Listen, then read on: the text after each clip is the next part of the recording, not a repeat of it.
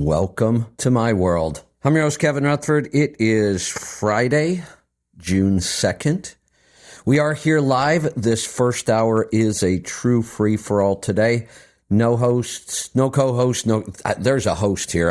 I did show up for work this morning. No co-host, no guest, no themes. Totally up to you. It's just you and I and what you want to talk about today. So jump in and start dialing right now. Phone lines are open. 855-950-3835. Second hour today at 9:15, we will jump over to Twitter Spaces. As a listener, it doesn't really matter. You'll still hear us on the live stream in the app just like you always do. It just allows me to get in more guests. And Fridays, we're really going to start focusing on truck efficiency. You know, Fridays we get a little crazy. We have a little fun. We could still do that some, but we've got a lot of things we could be talking about. Truck efficiency, Spaces allows us to get in more guests and more conversation. So we'll be doing that today. Come on over and join us for that. I am going to talk about AI on my open today. Not a lot. In fact, I'll only talk about it till calls come in. So if you want to shut me up, just call. This may be the last time I do an open on AI. Now, like every other topic, when it's a free-for-all, if a caller wants to talk about AI, we will. I will probably, I'm not going to commit completely, but you won't hear a whole lot of AI in my opens because it's a big enough topic. I'm going to add another hour. This might be the last hour I can add to my schedule right now, but I'm going to add a Twitter space. It's a better place to do this anyway. I would like to start attracting more people that understand AI, and that would be much, much easier to do on a Twitter space. I say it's an hour. I need to probably try to keep it to that, especially in the beginning. And I'll just do all of the updates and everything I want to talk about AI. I'll do it on that show. That way, if you don't want to hear it, it won't be talked about nearly as much, other than if somebody wants to talk about it in a free-for-all, but that's always the case. So if you're already tired of AI, and I got to tell you, some of the feedback I have is from really, really long-time loyal listeners, and they just really don't want to hear about it, which is fine. We'll take it off into its own show then. Hopefully we don't get another topic like this anytime soon because I'm running out of hours. We'll continue to work on the schedule as well. We're starting to get it nailed down, starting to work out some of the issues with Twitter Spaces. Every mistake so far on Twitter Space has been operator error. It's been my problem. One day I clicked out of the space, not realizing it. My laptop was sitting there, and that's what's broadcasting the space to our app. And I wasn't thinking, and I just looked over at my laptop and clicked on it to look something up. I didn't realize it turned off the stream till somebody texted me, and then it was too late to fix it. Yesterday, we went so long that my laptop battery died. I wasn't paying attention because usually I just leave it sitting there and it goes to sleep, but I know it's still broadcasting. I didn't realize it wasn't sleeping anymore. It died. So there was, you may have been listening to the Twitter space and all of a sudden it just goes silent. That's been operator error on my side. Making sure I record them. That's still, I got to make sure that happens and we have a recording backup, but we're getting there. Aaron and I had a good meeting yesterday about the broadcast app going forward. As much as, I know there are people that don't want to hear this. AI just changed everything so much that we're committing a bunch of time with the programmers to just kind of reimagine our whole business, not change what we do. Our mission will always be the same. And our mission really is to help drivers and owner operators live their best life. That's my elevator pitch. It always gets people to ask, well, how do you do that? What do you do? It's a great elevator pitch. That's not going to change, but you can't ignore that AI is going to revolutionize almost everything, especially in the digital world, which is where we create a lot of our stuff. To ignore it right now would just be business suicide, I believe. I don't think anybody's safe. I think we're fairly safe just because our information and products and everything we do is so specialized. But I'm not going to sit back and just assume. So we'll continue to talk about that, but we are going to move it to its own show, and you will hear a lot less of it here in the free-for-alls and the other shows. For the most part, it will be talked about only if a caller asks about it. I'll do all of the AI stuff on that show. Let's get to the phones. I said as soon as somebody called, I would stop blabbing about AI. So let's go to Alabama. Matt, welcome to the program. Good morning, Kevin. What's on your mind today? I'm going to start with congratulating you. I don't remember which day you said, Tuesday or Wednesday, that you've been listening to much less news. You don't even watch the news at all. And so congratulations. Yeah, it reflects in the way you talk about things. I was kind of wondering.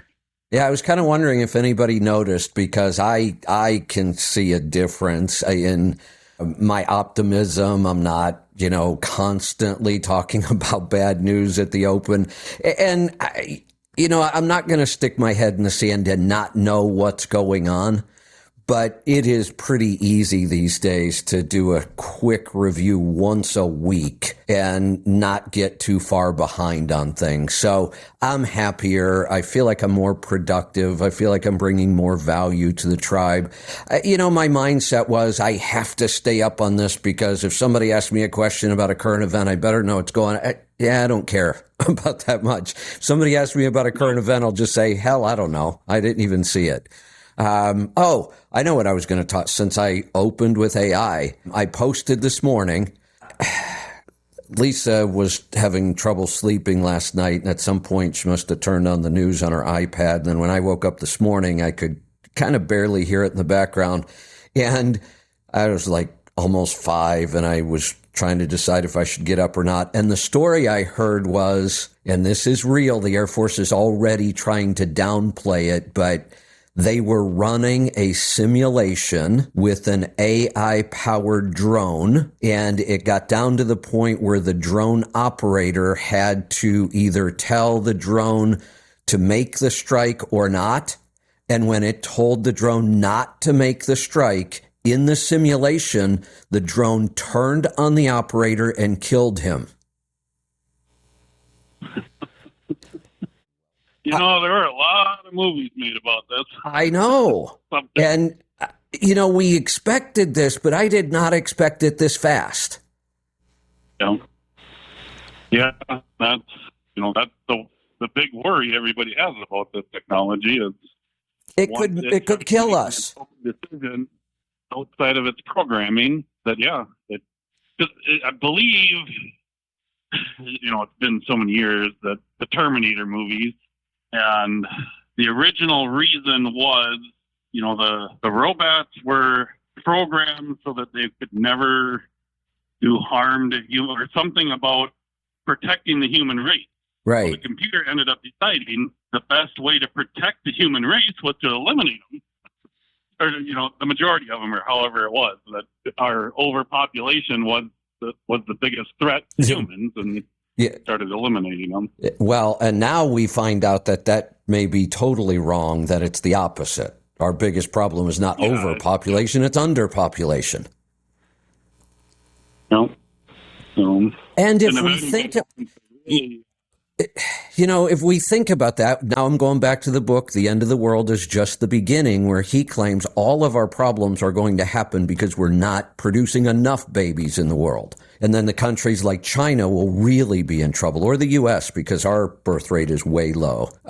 If that's the case, then AI could potentially be a huge part of that solution. I mean, in many jobs, AI can do the work of 10 people right now. One person could do the work of 10 if they really understand how to use AI.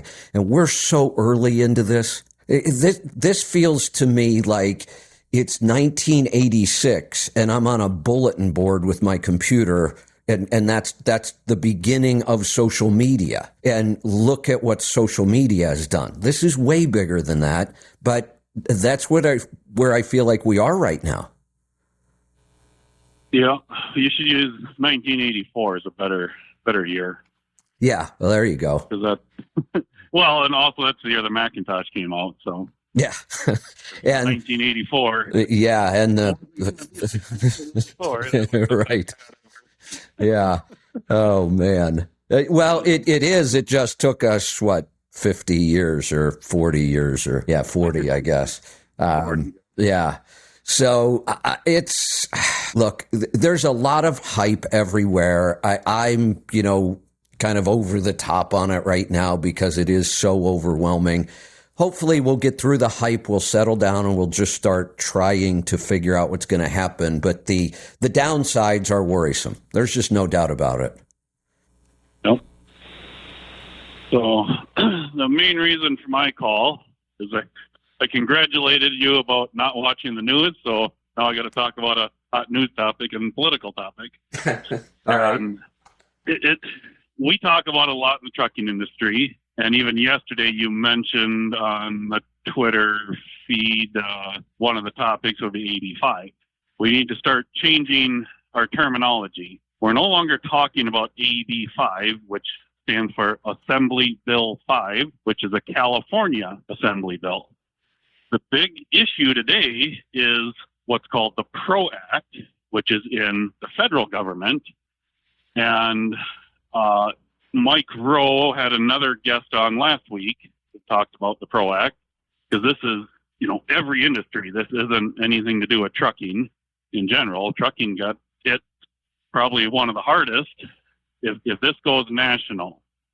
And of course, Mike Rowe is for basically independent contractors and small businesses and the trades, but even himself working in the freelance of TV, media, and all that, they're under the same problem. He's not his own media company. Well, he is now, but a lot of his work, he's done as an independent contractor, and he hires people that are independent contractors to kind of work under him and help him out, and that's under threat. But in the PRO Act, the ABC test, in the federal bill, they've actually changed some wording, and it's worse than 85. The one he brought up that really stuck in my head is in the C part, that now not only can you not be a subcontractor in the primary business of the people you are subcontracting to. So a person that has a true independent business, let's take a plumber. Okay. More common for every industry. This will make more sense. If you, at your age, you'd been a plumber your whole life, independent, completely your own business. Right.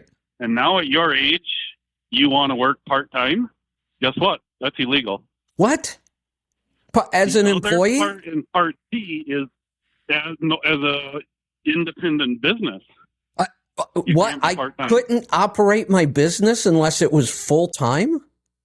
Yep. That's part of the Part C now, is it has to be a full-time independent business open to all customers at any normal business hours. Oh, that is total bullshit. Is this China? Are you kidding me? They're going to tell me how I can run my business or not? That it has...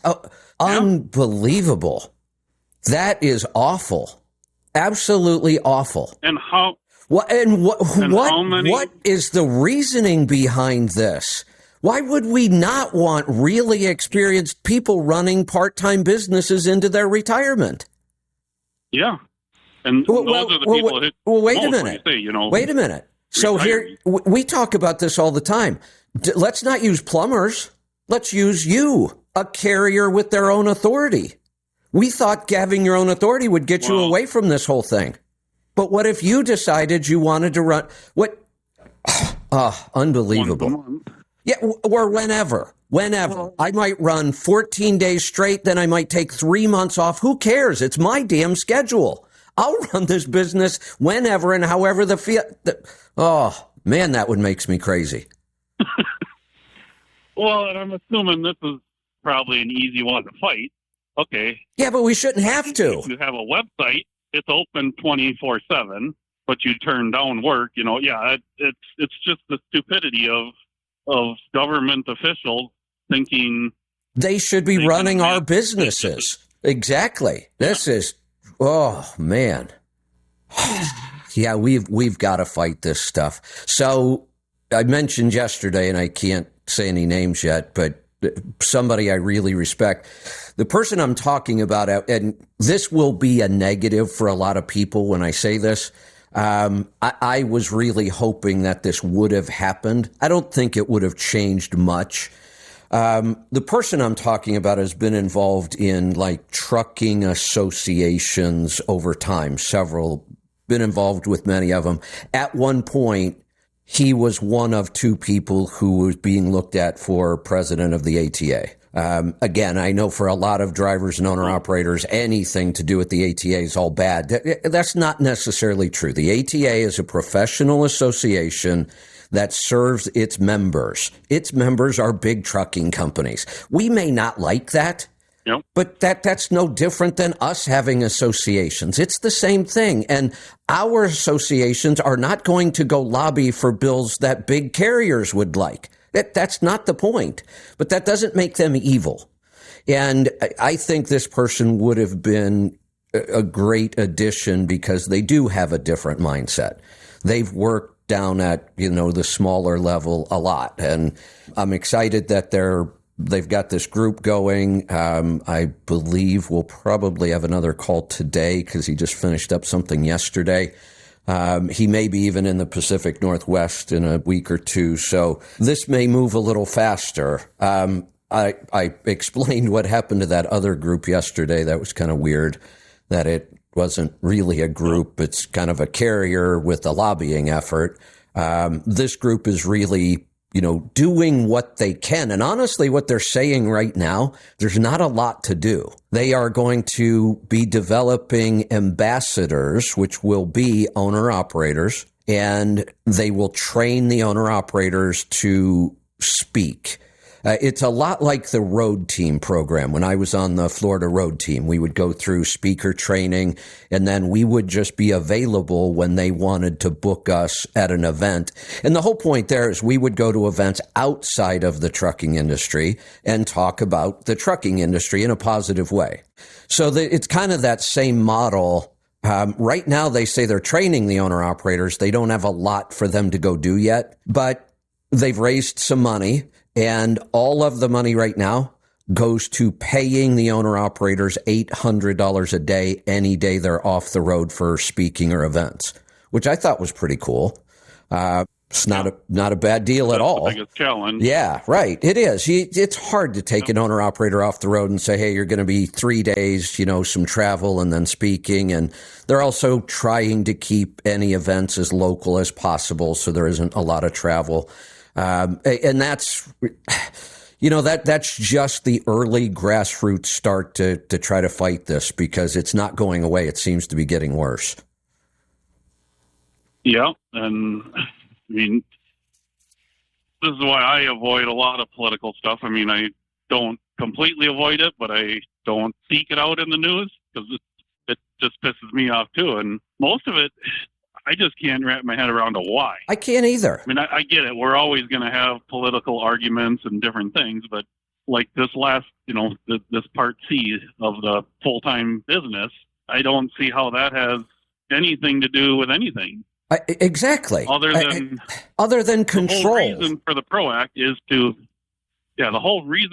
Act is to increase tax revenue. That's why the government's doing it. The only reason. You're right. The unions are a big part of pushing for this because they don't want independent contractors. They want nice, docile employees that pay their dues and shut up most of the time. That's really what the unions have become. So they push hard for these kind of bills. You're right. If the government does it because it's easier to collect taxes on employees than it is independent contractors. It's harder for employees to cheat anymore. It's easy for independent contractors to cheat. I get all that. So what? Deal with it. Enact a fair tax then, and we won't even have to worry about it. But don't destroy small business like this.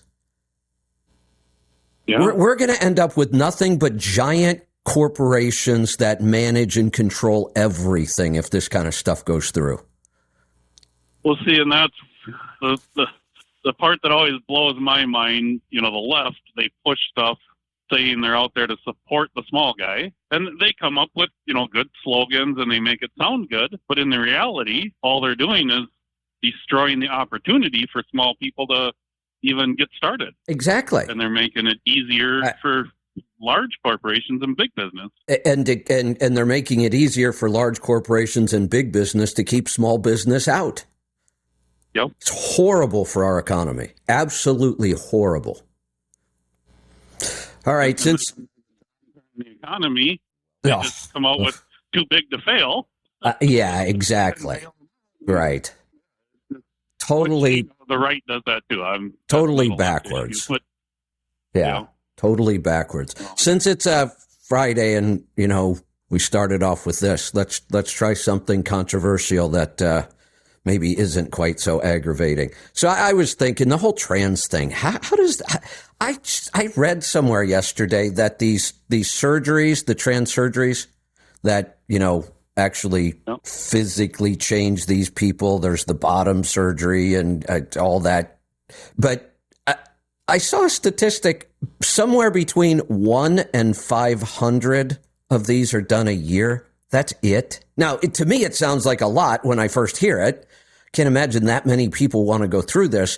But in the big picture, that is minuscule. How has this become such a big issue when it's such a tiny, tiny part of the population? I don't get it. But here's my thought. That's another.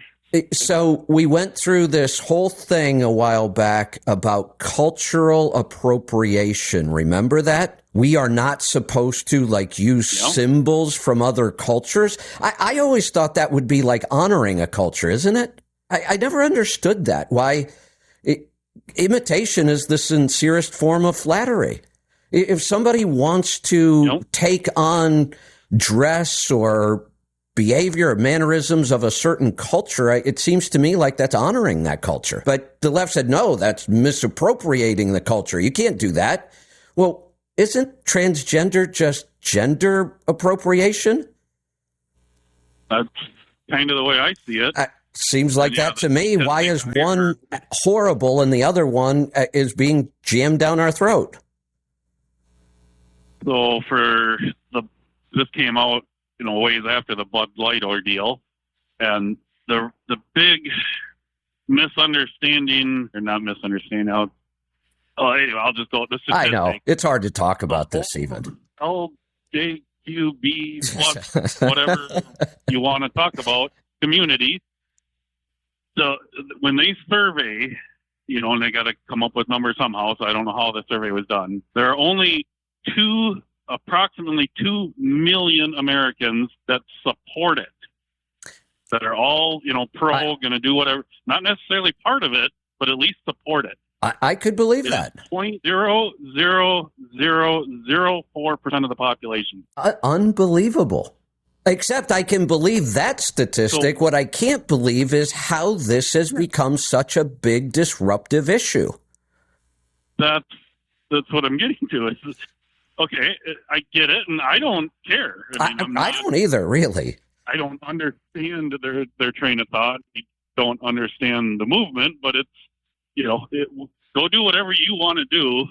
That's legal, and there's certainly nothing illegal about it. Right. Other than when we start having, males, it only seems to ever be males that want to use the women's bathroom or go to women's prisons. When it's under 8, yeah, and under the age of 18, that's where I have an issue. Yes, but I don't get why corporations, especially, why they want to. I get why they want to be inclusive to it, to advertise that, but at the expense of the other 99.996% of the population. I don't even understand why you would advertise to it. That makes no sense. No business does that. Advertising is outrageously expensive. Everybody tries to work as hard as possible to target their real, true fan base, their loyal customers. Nobody goes out and spends this kind of money to reach such a tiny, tiny part of the population and piss off everybody else. Here's what I read about this, and it actually makes a little bit of sense, because when you see crazy stuff like this, you have to follow the money. When you first looked at it, you go, well, you can't follow the money here because these companies are killing their bottom line right now. So it's not about the money, except it is, because from what I've been reading, this is all being driven by the companies that finance these companies. Big banks, BlackRock, big hedge funds, they control the money, and they don't care if these companies, their bottom line goes down. They have an agenda, and from what I understand, they're the ones pushing this agenda, not the corporations themselves. They're just being threatened with, we'll pull your financing, you'll never get another big project financed. That actually makes some sense, that could be what's going on. Yeah, there's a book that explains a lot of that, and I don't even remember what it is right at the moment, but it's quite wild how, and that's a worldwide issue. They're financing these corporations. They'll boost them up in the stock market or play them down if they don't play. I can't comprehend that either. It just blows my mind. Exactly. So this is the first thing that I've read that kind of sort of makes some sense, because nothing else about this makes sense at all to me. Well, maybe in another year and a half when we have an election and things will take a swing a different direction for a while, but I certainly isn't going to change before that. No, and I'm certainly totally ignoring politics right now, because really everything comes down to the election already. That is so old already. This person's, announcing it. This time it's going to be the Republicans with 37, potential candidates in the beginning, and that's just a mess. Now there's this whole thing going on that and this is the Democrats trying to push for this. They want to drop presidential debates. Yeah. What? Well, how do we know anything about some of these people? And the average person is not going to go read on these politicians and their backgrounds and their voting. So debates are the best way we have of at least seeing what somebody believes, how they're going to govern. And to say we're not going to do them anymore, between all the election crap that's going on, and now we're not going to debate this is supposed to be a government of the people, us. It is nothing like that anymore.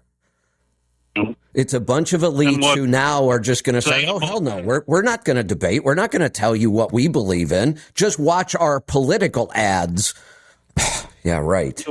But in my opinion, the Democrats, especially with Donald Trump in the realm of possibilities again, all three, but definitely the first debate between Trump and Biden, that's when Biden won. That's when Trump lost. Yeah, right. I wouldn't say Biden won, but right. Because he just so blatantly over-talked everybody, and, he was quite angry, I guess is the way to describe how he acted in that first debate. Yeah. And he got better, but I think he lost a lot of Americans in his attitude in them debates. And you know what? That's what a debate should do. That's what I want to see. Yeah.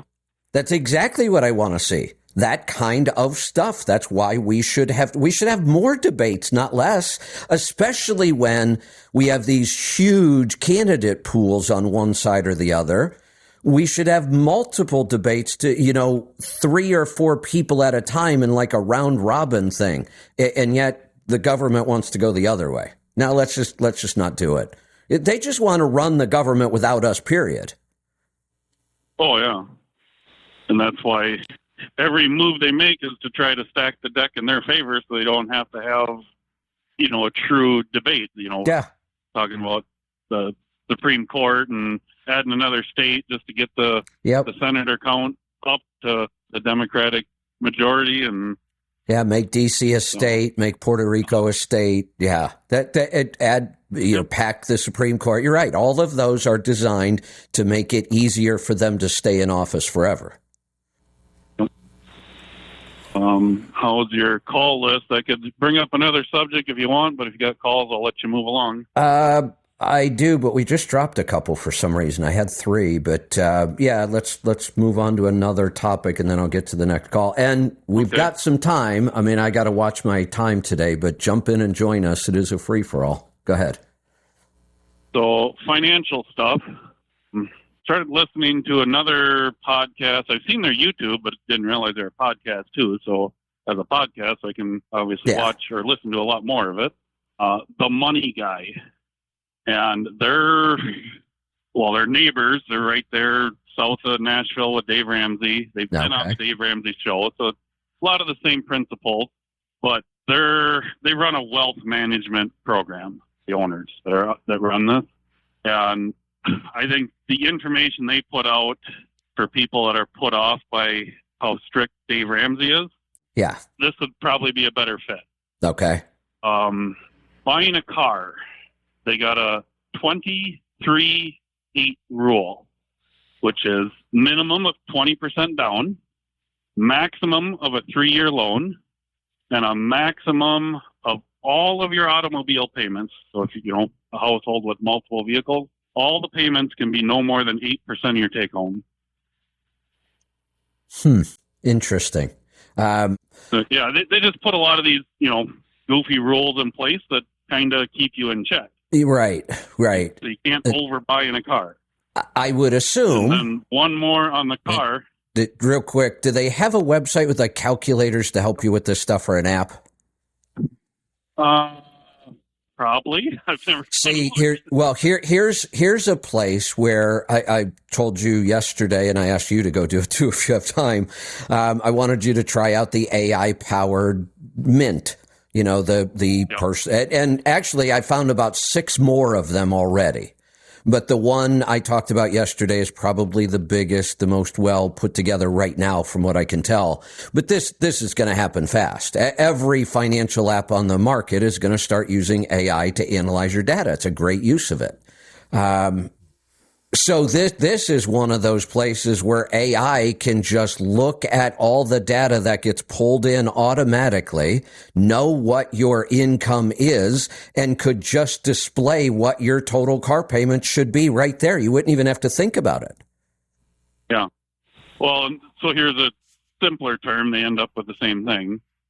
Your automobile payments can definitely never be bigger than your monthly investment payment. How much you're investing every month. Oh, so that if we were to apply that today to the United States population, what is that, about 0.5% of people maybe? Yeah, the SUV and pickup market would crash in a heartbeat. Yeah, what are we up to? 8-year loans now on cars, I think? I want to say I heard a 10-year. It's possible. It's possible. Yeah, I know 8. And the price of cars. I know we talked about inflation, but the price of cars really, you can buy what used to seem like a fairly normal pickup truck, and you can be talking about $100,000 now.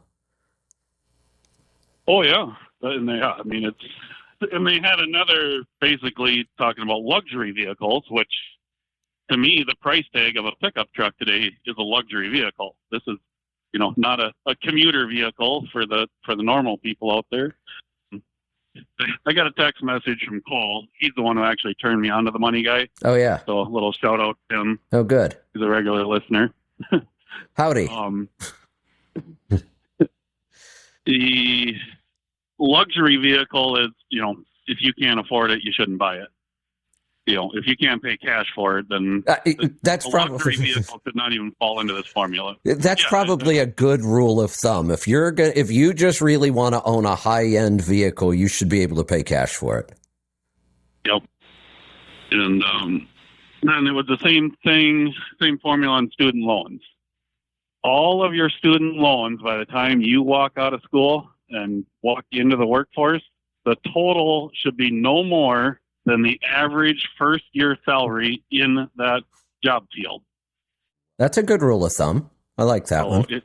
If you're getting an education for a $40,000 a year job, you better not have more than $40,000 worth of student loans when you finish. Yeah. To me, that number is still high. Ridiculous. It's still high. $40,000 loan on a $40,000 salary you're going to struggle.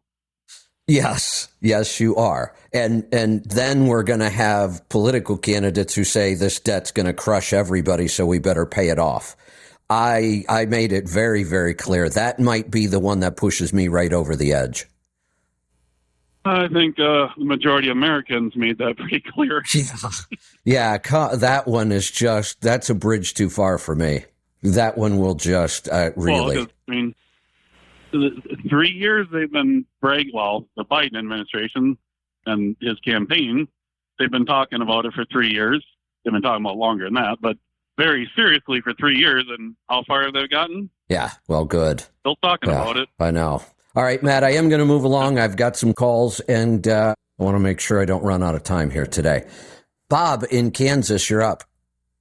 Hey, I just it seems like people in people in their personal lives, it seems like in my life that people that are around, people that, not risk, I guess not in business, but in their personal life, it almost seems like they're rewarded more than the people like us, a conservative person like myself who doesn't, I have a 12-year-old pickup, and you see guys buying these $100,000 pickup, and they are thought of being more successful than the guy with the paid-off pickup. I don't understand why society. Go ahead. Well, we'll try to get to the understand part, but I was just going to jump in and say my personal vehicle is a 2007. Yeah, mine's a 2012. I've had it since it was new, but it's been paid off for 5 years. So mine's a 2007, and I didn't buy it new. It was about 10 months old when I bought it, and I got a killer deal on it compared to a new one at the time. And it's just like new. It had about 8,000 miles on it. I have 140,000 on it now. But it's 15 years old, 16 years old now, 16 years old. And it's fine. Well, I don't want to get rid of it. Why do people look at people like who drive these older vehicles and keep them nice for a longer period of time? And my neighbor who drives a brand new, he's thought of successful, and I know finances are. I don't understand why so many people think this is such a good idea and get rewarded for it, but I don't know. I mean, it just seems like that's just the way our society is right now. So I don't even really take care of mine. I have never washed this vehicle, not once. Actually, somebody borrowed it one time and washed it for me. It's silver for a reason because it never really needs washed. It doesn't really look all that dirty. Doesn't look like, a new shiny car, but I could care less. I've only changed the oil 6 times. The only thing that has ever really broken on this car was the passenger seat belt retractor. Other than that, I've replaced 2 windshields, several batteries, tires a couple times, but those are all brakes. Those are all consumables. Those are just, you have to replace those things. It's been one of the best vehicles I've ever owned. Why would I get rid of this thing? Never. I would. Right. I have a pickup that's the exact same way. I don't think I've never put any freon in this vehicle. No, I haven't either. Had air conditioner problems. No, me either. All I've ever done was just change the oil here and there, and drive it decent and take care of it. Yeah, I barely take care of mine, really. Yeah, I'm kind of the same way. I do not take super good care of mine either, but it's just such a reliable vehicle. It always starts. It's always there for me, and I would never trade it for a new one. I don't think I'm going to keep that one for as long as I live. I think. Well, I'm not even entirely sure if I have ever put a set of brakes on it. To tell you the truth. Yeah, I did one just recently. There's no doubt that each generation has spent more and more of their income on a vehicle. And I think it's a horrible idea. I think a lot of people have money problems because of it. They could have accomplished so much more if they just would have just put a little more effort into not spending so much on a car, not constantly going down and getting a new lease every time yours is up. I know a lot of people don't think this is going to happen and they don't like this idea because we, especially my generation, we are so tied to our vehicles, our cars, our pickup trucks, that kind of stuff. We grew up with that. We worked on them ourselves. Each new generation is less and less attached to their vehicles, but they're spending more and more on them. That's going to change. And I think this is a good part of autonomous technology in vehicles. In trucking, it sucks. My business would disappear if we only had autonomous trucks. So I hope we have a couple decades before that happens. In cars, I'd almost want to see it happen sooner. Detroit believes, and the automakers are very, very worried, that we are moving into a future where people won't own personal vehicles. That's hard to imagine. And some will, of course. This is never 100% when we talk about things. So please don't call me or send me a text message and say, well, I'm keeping my classic car forever, so people are going to have cars. I know they will.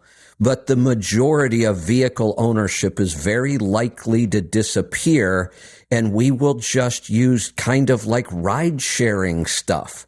When you want a car, you'll just open up your app and an autonomous vehicle will show up. Why would you own one?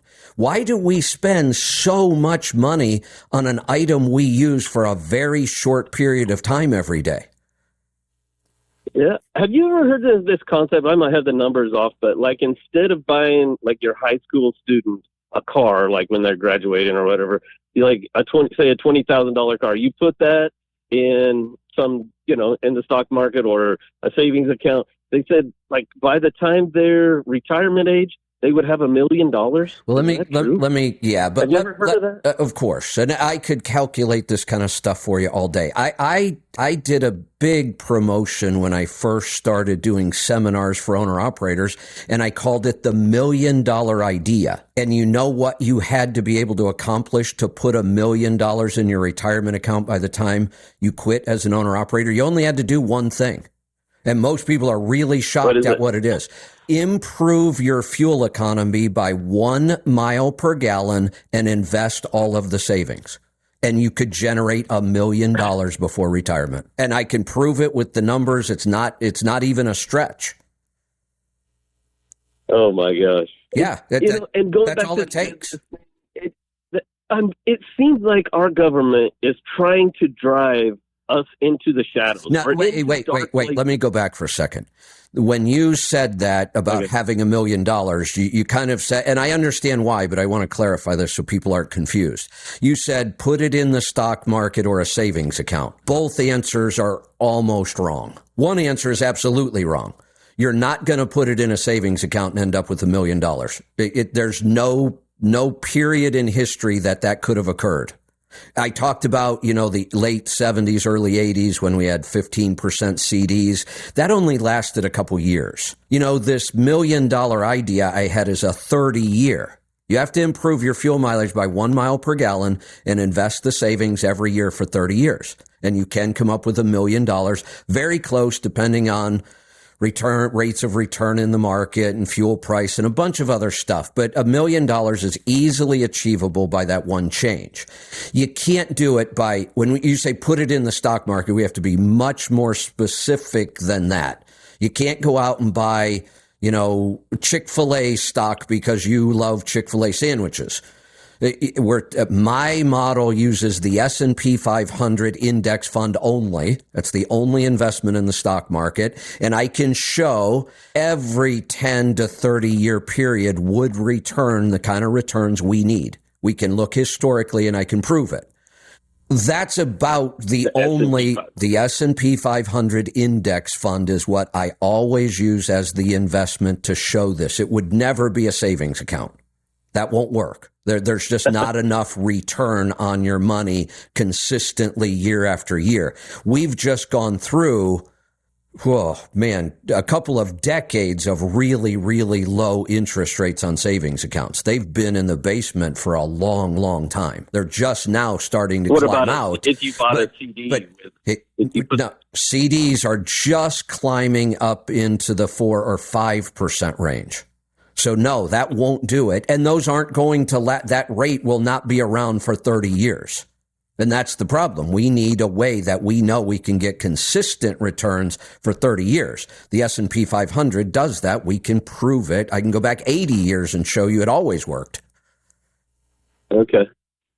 And just on the gender thing, why wouldn't BlackRock want their companies to make and generate as much profits as possible? You would think so, but and I understand that they're doing it. Let me explain why.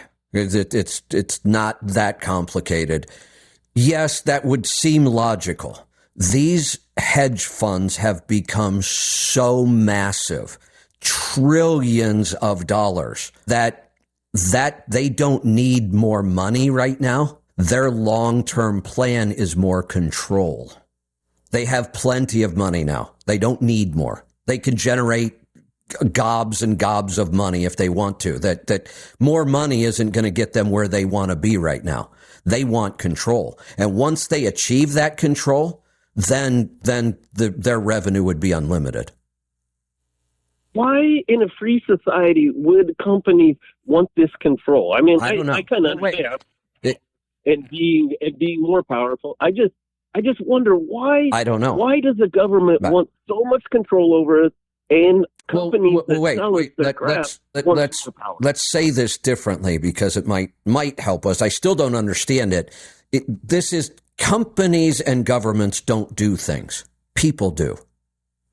Why? Who are these people? Why do they want so much control? What makes a human being like that? The last thing I want to do is control people. It's why I don't deal with any of our employees. That's just not me. I do what you want. Here are the results I want. Go do the job, and if you get these results, everybody will be happy. I won't quite. It doesn't work most of the time, though. I do not make a good manager with employees at all because I don't like to control what people do. Is it just the nature of the people once they become rich and powerful, like you said, they have all the money they need. The only thing else they need is to be able to tell everybody else what to do. I don't believe, maybe it is. Maybe I just can't understand this because I can't or don't think this way. I've said many times, I had some pretty early business successes that I could have grown much bigger. And every time a business got to a certain point, I found a way to get rid of it. And I would start over. I don't like big business. Again, it's more people to manage. It gets to the point and I think I'm not happy anymore. I don't want to do this. So I will not do it just for more money. I've had that opportunity my whole life and I don't like it. So I don't know if it's the money that corrupts these people or not, because I just can't think that way. Is it the education they got as they were, maybe, you know what I mean? As colleges become more liberal and more, and they breed out these children that become that may be it. Yeah, executives in these corporations. Yeah, that's a good speculation. That could be it. And I barely had any education at all. I mean, I flew through high school barely under the radar, and I think they got rid of me just because they didn't want me back. So, yeah, maybe that is the difference then. Maybe our system isn't education anymore. It's indoctrination, and that could be it. Absolutely. Yeah. And one reason I called you guys talked about the population, the depopulation of the world, basically. But I watched a documentary. It's called Birth Gap, I think. And this guy goes through and I mean, it is amazing what's happening to like countries like South Korea Oh, yeah. and China and Yep. and Europe and Italy. I mean, I am telling you what, he has these maps and they just show exactly how the population is absolutely collapsing. And I remember watching the documentary about this guy's name is Paul Ehrlich. In the 1970s, he went everywhere talking about the population boom, Right. and that it was going to ruin the And world. he was totally wrong about all of his predictions. Completely wrong. Absolutely. Right. Yeah. And he used it like a stick, and now the world has heeded his advice, and now the population, it doesn't feel like it right now. There's something else going on with this. Where there's not a replacement generation, then what do we do? I mean, So here's part of what is being called kind of the Great Reset, and it tries to explain all this weird stuff going on around the world. It's just not our country. Here's the other part of this that a lot of people have not made the connection yet. We are losing population in first world countries. Not so much in third world countries. They still produce a lot of babies. But what is happening around the world? First world governments like the United States and a lot of countries in Europe are being overrun by third world immigrants, and they're allowing it. Why are we allowing millions of immigrants from around the world flood across our southern border? If we go back to BlackRock and the big corporations, no.